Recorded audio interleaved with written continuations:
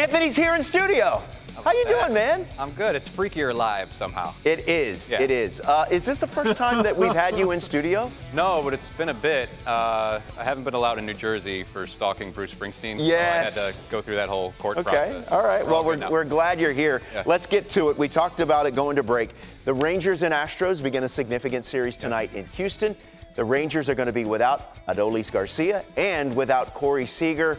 What's the freak out factor there for the Rangers? So I'm not going to go totally freaking out here. I'm going to put a 6 out of 10. They have 6 games left against the Astros beginning tonight. But I'm freaking out a little bit, Roflo, because it's the injuries to hands with power hitters and hands give me the heebie-jeebies. And just in general, when you look at the trend lines here, I think Houston's starting to get their you-know-what together offensively. They're starting to look like themselves. They'll probably be aggressive at the trade deadline in search of pitching. The Rangers need to be aggressive, I think, for the starting rotation. And You've got bullpen. Nathan Eovaldi. Nathan Eovaldi's going to be skipped against the Astros. That shows the concern there with his velocity has kind of trended down.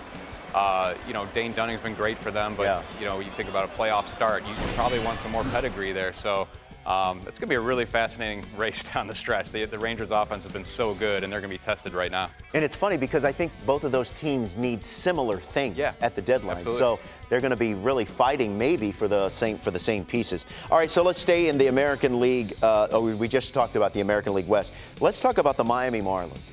The freak out factor there. They did get a walk-off win yesterday against the Rockies, but that snapped an 8-game losing streak.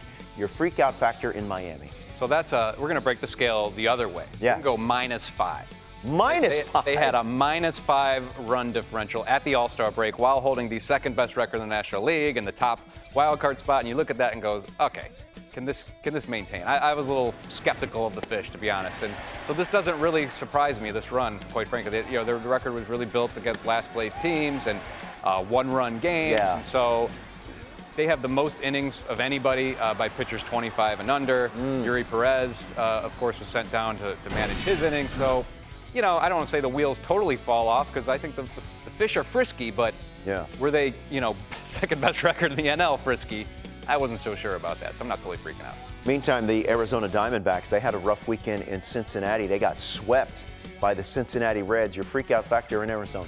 That's 7 out of 10. They lost 7 games on this road trip. So this was my team.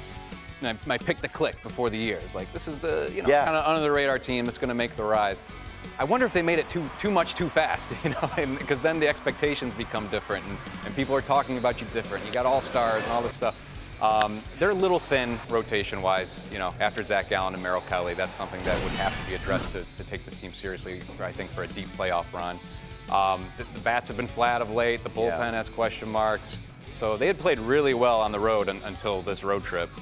So freaking out a little bit. Now, hopefully they can get it together. They are a fun team to watch when everything is going. Taylor Swift affecting playoff races? Yeah. What's the freak out factor involving T Swizzle? That's a 12. That's breaking the scale to the upside. So this is a note from Mariners PR. Yeah.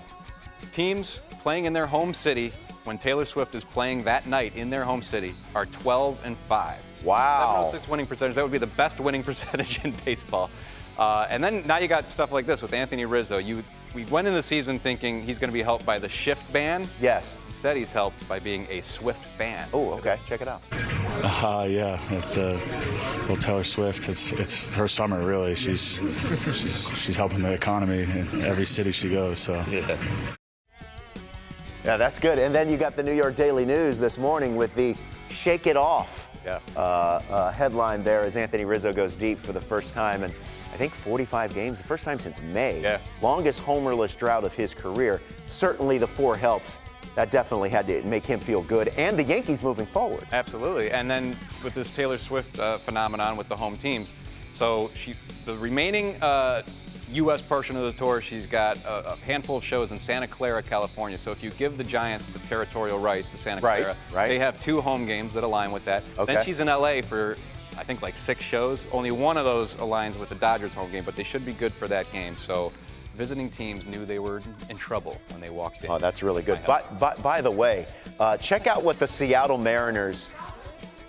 He didn't catch that at all, yeah. What? Robert, You didn't give us a reference. I'm not a huge They fan. knew they were in trouble when they walked in. Yeah, I'm not a huge fan. It's a cruel summer for visiting teams. They're not out of the woods. They got bad blood, She honey. goes to Europe. days. Soon the home team will get better. I had a whole list here.